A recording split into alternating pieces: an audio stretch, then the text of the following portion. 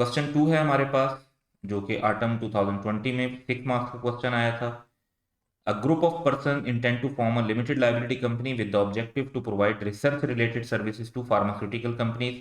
In this respect, one of the promoters proposed Pharma Research Society, Pharma Research Authority, as a name of the proposed company, which was liked by all the promoters.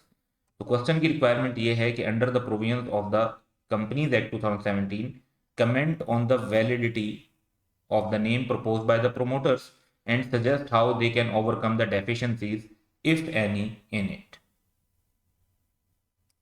तो जो भी issue होगा वो भी हमने highlight करना है और उसके बाद उस इशू को कैसे कवर किया जा सकता है वो भी बताना है। तो ये इसका जब हम आंसर डेवलप करेंगे तो प्रपोज नेम में बेसिकली दो इश्यूज हैं। पहला इशू तो ये है कि इसके अंदर वर्ड यूज हुआ है अथॉरिटी का। ऐसा नाम यूज नहीं किया जा सकता क्योंकि ये इंप्लाई करता है कनेक्शन विद द गवर्नमेंट। तो according to companies act, no company shall be registered by name which contain any word suggesting or calculated to suggest any connection with the government. However, in order to overcome this, the promoters with the prior approval in writing of the commission may be able to get the company registered with such word। लेकिन उसके लिए obviously उन्हें फिर government की तरफ से भी जो अप्रूवल या लाइसेंस की जरूरत होगी, उसके बगैर एसईसीपी से भी अप्रूवल आपको नहीं मिल रहा होगा। तो पहला इशू तो ये है। दूसरा इशू ये है कि यहाँ पर नाम के अंदर वर्ड लिमिटेड नहीं आ रहा। कंपनी के नाम के अंदर लिमिटेड का वर्ड होना चाहिए।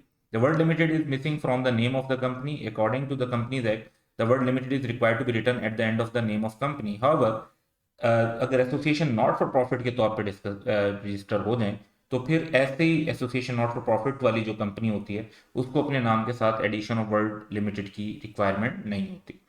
तो अगर ये जो प्रोमोटर्स हैं एक ऐसी कंपनी बना रहे हैं जो एसोसिएशन नॉट फॉर प्रॉफिट होगी, तो उसके लाइसेंस के लिए इन्हें अप्लाई करना होगा एससीसीपी में, और अगर वो लाइसेंस इन्हें मिल जाता है तो फिर ये अपने नाम के साथ बेशक वर्ड लिमिटेड ना लिखें। फर्दर इस बात का भी ख्याल रखना चाहिए कि जो नाम है प्रपोज नेम वो आइडेंटिकल नहीं होना चाहिए, रिजेंबल ना करे और सिमिलर ना हो किसी भी ऐसी कंपनी के साथ जो ऑलरेडी रजिस्टर्ड कंपनी है, या इसके अलावा इनअप्रोप्रिएट और डिसेप्टिव नेम नहीं होना चाहिए।